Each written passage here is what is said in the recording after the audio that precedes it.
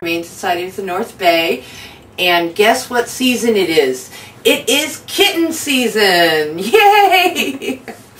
Kitten season is actually 3 seasons put together.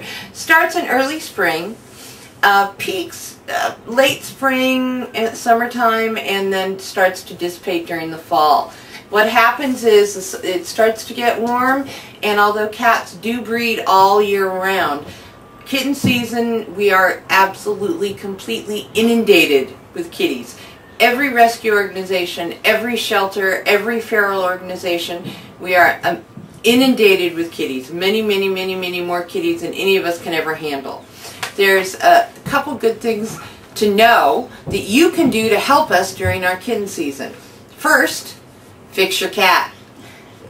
Spay and neuter your cat. You have to remember, a cat can become pregnant at 5 months of age, and they can have litters every several months. So we can literally have thousands of cats from your one kitty if you don't spay them in a few years. Literally thousands of kitties. Because they have kitties, and before they're a year old, they can have 3 generations of breeding females out of that one kitty cat. So what you can do as a consumer is spay and neuter your own animals. Donate to the shelters.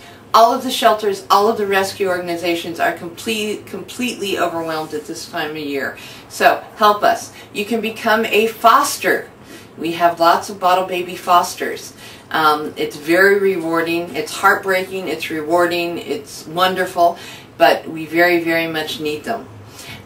You can also find your local feral organization. I have 2 for you. There is Fix Our Ferals. Now, Fix Our Ferals is in Richmond, California, and they have a feral spay-neuter clinic. Okay. Really, really good organization to help with these. Here's what they do. When there's a feral colony of cats, they don't take them and take them away. What we do is you trap the kitties, you take them to a spay or neuter clinic, they spay and neuter them, and then they tag their ear. What they do is just clip the very top of the cat's ear, so anyone who sees that cat can then identify that that animal has been spayed and neutered. And then it's released back to the colony. They always need people that can trap them and care for the colony. It is really, really nice if you feed local cats in your neighborhood, homeless and feral kitties, but we need to take it to the next step and make sure that they get spayed and neutered. What you can do is build a nice enclosure for them. You can feed them. You can give them lovely houses, but be sure, especially your females, that you're getting those females spayed. Now the males, we want to get them neutered as well, because that really cuts into their life expectancy. A feral male rarely lives past 2 because they will fight with the other males. Those hormones get going and they get torn up and fight for territory, fight for females, especially during mating season. And males are in season all year round. The females just every few months, but the males all the time. So the more of them we can get neutered, the happier they can be. A spayed or neutered feral can live for years and years and be perfectly happy. Not every kitty wants to be in a home. All of our kitties that come from the shelter and all of your kitties at home want to be indoor kitties. But ferals sometimes are happier if we care for them, spay and neuter them, and give them shelter. So if you're interested in that, there's also the Solano County Feral Cat Group that's in Solano County. Fix Our Ferals and Solano County Feral Cat Group can be easily found on the web. So just contact them. We always need people to help with feral colonies, and we need fosters here. This is Melissa, and Melissa is going to show us one of our newest babies. I'll hold him up so we can see him, Melissa. This is what we call a bottle baby. It's a little baby that's lost its mama, and we don't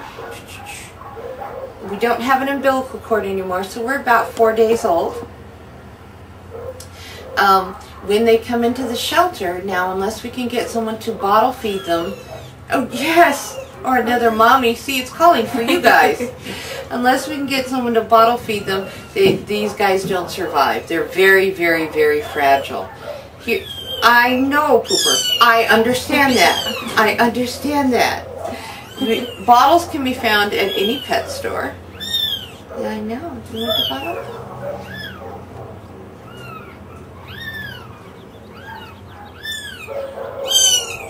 And we'll go over a schedule for feeding these guys in a little bit. Oh, she says, no, it's too cold. Too cold. Too cold. Anyway, there's a couple things we want to be sure of if you find a litter of kitties. One thing, oftentimes a kitty will get lost when its mom's just moving the litter.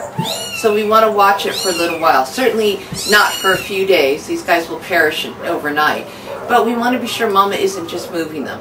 If you disturb a feral cat in its litter, it's going to go away for a little while. That may have a lovely mama just sitting there waiting for them, and you're taking the babies away from their home. So you want to watch them and make sure that that mama doesn't come back. Don't assume that they are abandoned, because if they're abandoned, they're going to perish very quickly. If you find them and they're live and kicking, there's probably a mama close by. If you do find them, there are, like I said, a few organizations that can help, but your best bet is to bottle feed those babies yourself. Will you show the bottle again, Melissa? Here's the thing with bottle babies, and I'll go over a schedule for bottle feeding in just a moment. Little baby ones, they can't do anything on their own. They cannot poop, they cannot pee, they cannot eat, so you have to do it. We get the bottle at any pet store. Kitten milk is available. Do not give them cow's milk, do not give them goat's milk. Get specific kitten milk, okay? A little one like this is going to eat about this much of the bottle. Here's what we do. We take it just like you would a baby bottle and warm up some water, and then you put the bottle in the water. You don't put the bottle ever in the microwave on its own. You can curdle it that way. You want to put it directly into the water. You put it into the water and get it warm, and you test it just like you do baby bottles. If it's too cold or too warm, test it right there on your wrist. Then you want to clip off the top of this nipple. As they come, their nipples aren't open enough for the little baby, okay? And little one's going to show us how we take a bottle. Come here, little one. You want to be very careful that they don't aspirate. So you want to hold the kitten up a little bit. I usually do it on a little bit of a towel. You want to hold the kitten up and put the bottle in their mouth. Yes, I know, baby girl. And squeeze a little bit. Now, one of the biggest mistakes we make is we think that baby's drinking. When the baby is drinking, it'll latch onto the bottle and the little ears will move back and forth. They'll wave like Dumbo. It's really, really cute. Just like a little baby elephant. Right now, this one's just kind of looking at it. Not really hungry, okay?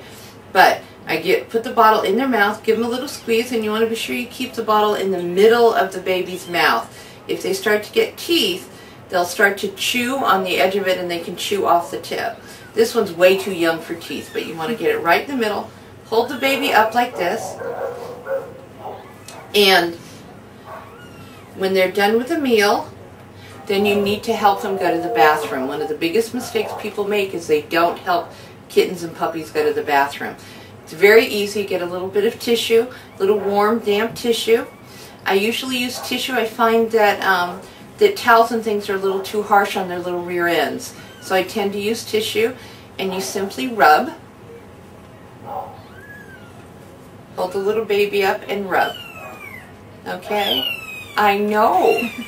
And they're generally going to get a little surprise. Now sometimes they have a little trouble. Oh, see, we're getting a little bit right now. Sometimes they have a little trouble going to the bathroom. And you can tell when they're about to poop because their systems are brand new, and they usually yell a little bit about it. Don't worry about it. It's a little harder. You need to keep working at it, okay? There's a couple things we do. See, we just peed a little bit here for me. Thank you for the lovely present, baby. Biggest problem with babies is they dehydrate too quickly. So we only get to miss one meal. In my house, a baby misses one meal. If we miss more than one meal, we are force fed. We take the bottle and we force drop it, or use an eyedropper, okay, to force feed them the formula. We do this for the first 4 weeks. I'll go over the schedule here in just 1 second. Schedule goes for the first 0 to 5 days, we get a bottle every 2 hours. Round the clock, guys. They don't sleep overnight. Potty them and give them the bottle every 2 hours.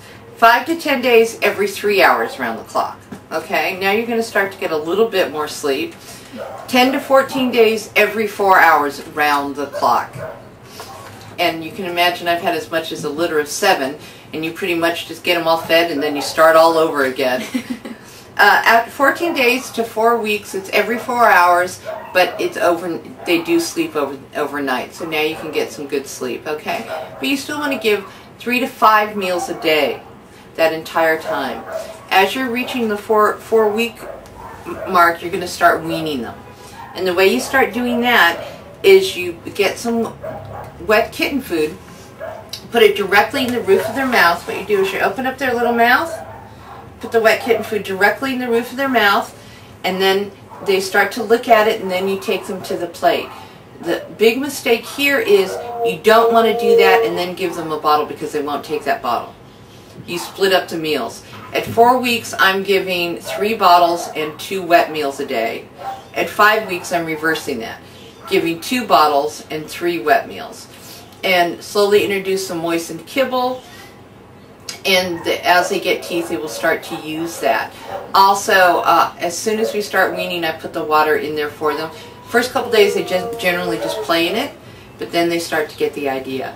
But weaning is a really tough period, and you want to be doubly sure. Don't try to give them wet food and then try to give them a bottle right away, because they won't take it. You want to split it up, okay? And you want the period between the meals.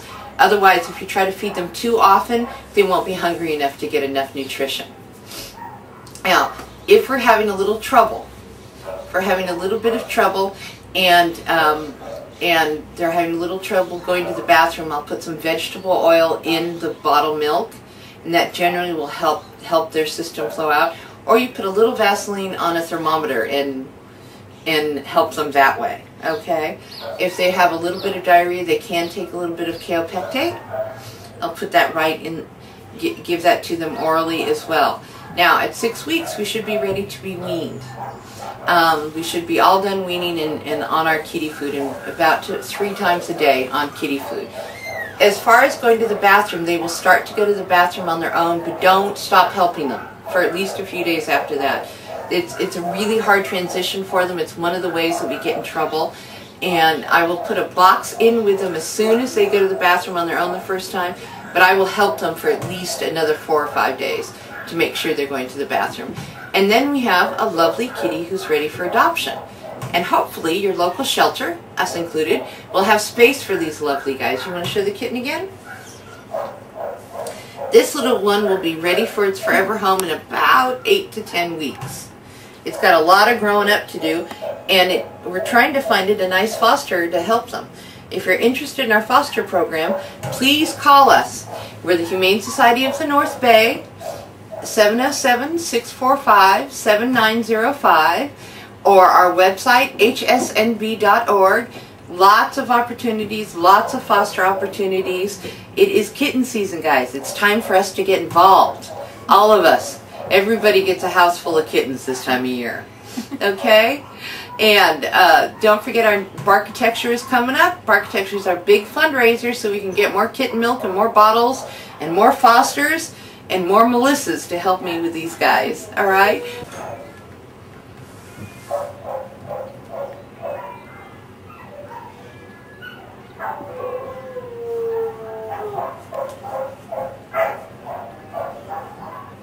We call this coloring tortoiseshell.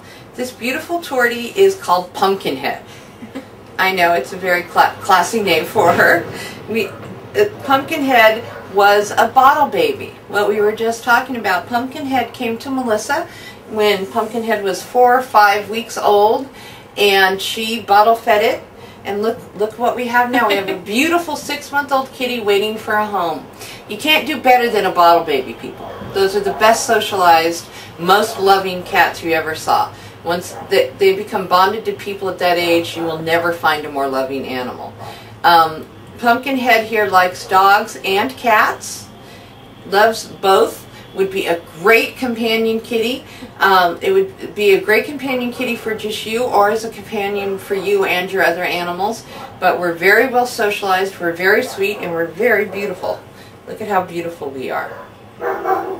And Pumpkinhead started out just like that little one, needing a bottle and a mommy to help him, and Melissa took Pumpkinhead home. Say goodbye, Pumpkinhead. With a party hat on. He thinks every day is New Year's Eve. If you have an active household and you want a kitty to play with, this is your guy. His name is Galileo. He's about a year old. He's never missed a meal or a party. He's fun-loving. He is playful. He is very loving. He's gorgeous. He's been here for 8 months, everybody, and he's looking for his forever home. Galileo came in as a stray kitten, and he is just the most loving, most fun little guy you ever wanted to see. So if you like to play with your kitties and really, really interact, this is the guy that you want. He doesn't want to be ignored. He doesn't want to be left outside. He wants to be on the couch playing with you with your kitty toys, okay? Say hi to everybody, Gal Society. I like to go home and relax with my animals. My little pit bull girl is now at 8 years old, so she's at an age where we relax and watch some TV together. This is what Noah is good for. Noah is a senior kitty. Now she's 17 years old, but do not let that fool you. She thinks she's 3, okay? She's got a lot of energy for a kitty that age. She's got a lot of good years left with her. You know, domestic kitties can live up to 22 years. So don't count her out yet. She is looking for maybe slightly quieter house than Galileo, but she's got plenty of energy. She can play with you and then watch TV with you. She says her favorite is Animal Planet and the Cooking Channel. But this is Nella. She's beautiful. She would love to be with your family for the next few years. Okay, you may have noticed this is not a cat. This is Ruby. Hi, Ruby. Ruby's a puppy. Ow! Ruby's a puppy just starting to get her teeth. She and her siblings are here, and luckily they're with their mama. Now, cats and dogs are a little bit different. Dogs don't actually live in colonies. They live in family groupings. Hello. And they don't have as many litters as kitties do. They'll have 1 or 2 litters per year. But it's also very, very crucial that they get spayed and neutered and taken care of. To be honest, dogs are not as self-reliant as cats are. They don't live very long at all. A feral dog is a very, very, very rare thing. This little fart came in with her mama when they were a day old. They showed up here. Mama has been doing all of the things I told you about. She's a wonderful, wonderful mama. These guys are at weaning age right now because we're getting teeth. Okay? And Mama is way too patient about letting these guys still nurse. They're coming up on about 5 weeks old, and they are going to the bathroom on their own. Just like with kittens, puppies have to be helped, stimulated in order to evacuate. They have to be fed every few hours, and what we do about 4 weeks of age, we'll start to give them some mush, which is some moistened puppy chow. We'll start to introduce that into their diet, and they can eat some of that and sometimes wear it, and and then start to wean off their mama. Next week, they'll be old enough for their first shots. Now, what we worry about with disease with all of these little ones, disease is a huge issue. And one of the problems in shelters when we are inundated with these underage babies is disease. With kittens and puppies, because we can't give them shots right away.